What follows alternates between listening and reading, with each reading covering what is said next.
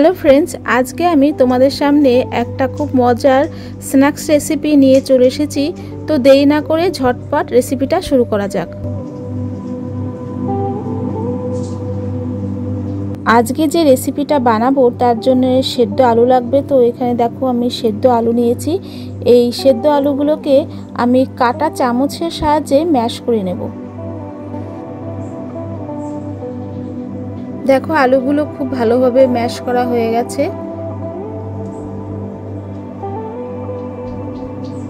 খুব ভালো করে ম্যাশ করে নিয়েছি। এবার এতে কিছু উপকরণ মেশাবো। তো এতে দিয়ে দিলাম পেঁয়াজ কুচি, গ্রেট করা আদা, লাল পাকা লঙ্কা কুচি, অল্প করে ধনেপাতা কুচি আর চিনেবাদামটা রোস্টেড। আর এটা হচ্ছে কড়াইশুঁটি, ফ্রোজেন কড়াইশুঁটি, অবশ্যই এখন তো ফ্রোজেনই পাওয়া যাবে। আর দিয়ে দিলাম ভাজা গুঁড়োর মশলা। এই ভাজা মশলার মধ্যে আছে জিরে, ধনে আর শুকনো লঙ্কা। আর এটা হচ্ছে আমচুর পাউডার। দিয়ে দিলাম সামান্য একটু হলুদ আর একটু নুনটা এখানে আমি বুঝে শুনে দেব, কারণ আমচুর পাউডারটা যেহেতু দিলাম, তো আমচুর পাউডারের মধ্যেও নুন থাকে। তো আমচুর পাউডার হোক আর হচ্ছে চাট মশলা হোক, চাট মশলাও দেয়া যায়। আর যদি কোনোটাই না থাকে ঘরে তাহলে নিঃসন্দেহে লেবু দিতে পারো, লেবু দিলেও হবে। আর এই চাট মশলা অথবা আমচুর পাউডার দিলে একটু নুনটা কম দিতে হবে, কারণ এর মধ্যে কিন্তু নুন থাকে, সেই জন্য নুনটা একটু হিসাব করে দিতে হবে। আর এবার আমি ভালো করে সব কিছু দিয়ে মিশিয়ে নিচ্ছি। পুরটা এরকমভাবে আমার রেডি হয়ে গেল। দেখো এবার নিয়ে নিলাম কিছুটা ব্রেড। তোমরা বুঝতেই পারছো এটা আমি ব্রেড রোল বানাবো। তো তার জন্য কিছুটা পরিমাণে ব্রেড নিয়েছি। আর এই ব্রেডের সাইডগুলো আমি কেটে বাদ দেব। দেখো এরকমভাবে সাইডগুলো বাদ দিচ্ছি। যেগুলো ব্রাউন কালার সেগুলো বাদ দিচ্ছি, আর যেটা একটু সাদা মতন আছে সেইটা আমি রেখে দেব। এইটা একটু সাদা টাইপের আছে, তো এই সাইডটা আমি রেখে দেব।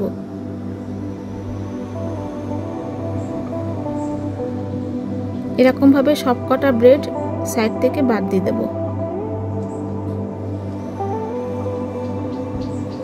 এই দেখো সবগুলো কেটে নিয়েছি। আর এই যে সাদা অংশটা ওটা আছে, আর এই যে সাইডে যেগুলো ব্রাউন কালার এগুলো কিন্তু আমি ফেলবো না, এটা মিক্সিতে আমি ব্রেড গ্রাম করে নেব, এটা আমার লাগবে। ব্রেডের সাইডের অংশগুলো আমি মিক্সিতে গুঁড়ো করে নিয়েছি, ব্রেড গ্রাম করে নিয়েছি। তো সেটাই এই পুরের মধ্যে দিয়ে দিলাম। এবার ভালো করে মিশিয়ে নিচ্ছি ব্রেড গ্রামগুলো।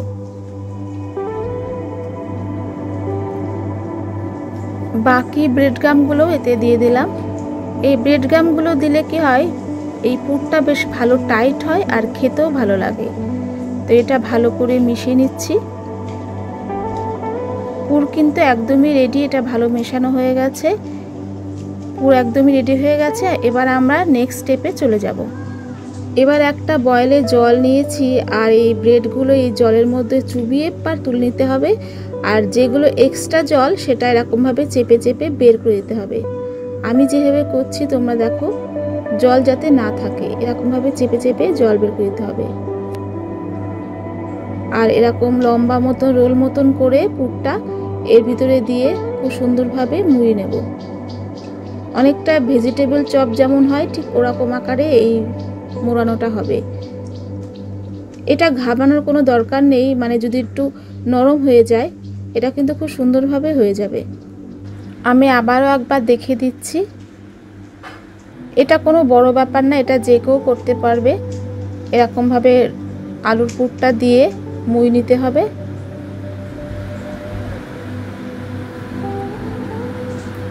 এরকম রোলের সাইজের মতন মুড়ে নেব।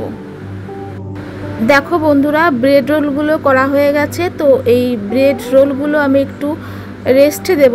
আমি এটা ফ্রিজে রাখবো। তোমরা চাইলে খোলা ফ্যানের হাওয়াতেও একটু এর গায়ে যে জল জল ভাব আছে সেটাও শুকিয়ে নিতে পারো। এবার এই ব্রেড রোলগুলো ভাজবো, তার জন্য কড়াইতে সাদা তেল দিয়েছিলাম গরম করার জন্য। তেলটা ভালো গরম হয়ে গেছে বলে একটা রোল ছাড়ার সঙ্গে সঙ্গে এক পিঠ লাল হয়ে গেল। তো আমি সেই কারণে উল্টে দিলাম, সঙ্গে সঙ্গে এটা উল্টে দিলাম। আর একটা দিয়ে দেব, যেহেতু জলে এটা তৈরি, মানে পাউরুটিটা তো জলে চোবানো, যার জন্য এটা ফুলে ডাবল হয়ে গেছে।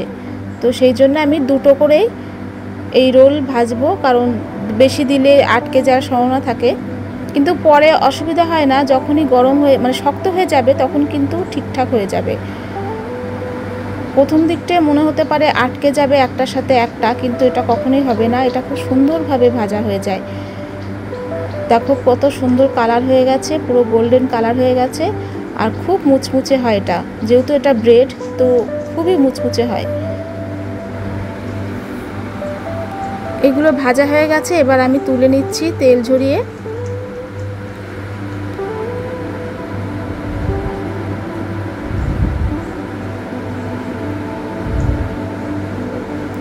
বাকিগুলো আমি দুটো দুটো করে দিয়ে দেব। বন্ধুরা, বাড়িতে তোমরা অবশ্যই এরকম ব্রেড থাকলে করে নিতে পারো, এটা করা কোনো ব্যাপারই না। আর খেতে কি বলবো, খেতে খুবই ভালো লাগে, বাচ্চারা খেতে পারবে, বড়রা খেতে পারবে, খুবই ভালো লাগে। খুবই টেস্টি একটা খাবার, না করে খেলে তোমরা বুঝতে পারবে না। বাড়িতে অবশ্যই তোমাদের কাছে অনুরোধ রইল, এটা তৈরি করে খেও। তো প্রত্যেকটা ব্রেড রোল আমি এইভাবে ভেজে তুলে নেব। বন্ধুরা, এগুলো ভাজা হয়ে গেছে, তো এগুলো খুবই ক্রাঞ্চি হয়েছিল। একটা তোমাদেরকে ভেঙে দেখাচ্ছি, দেখো ভিতরটা কতটা সুন্দর হয়েছে, আর খেতে কিন্তু দুর্দান্ত হয়েছিল। তো আমার রান্না যদি কারো ভালো লেগে থাকে অবশ্যই একটা লাইক করে দিও, আর আমার চ্যানেলে নতুন হলে সাবস্ক্রাইব করার অনুরোধ রইল। ধন্যবাদ।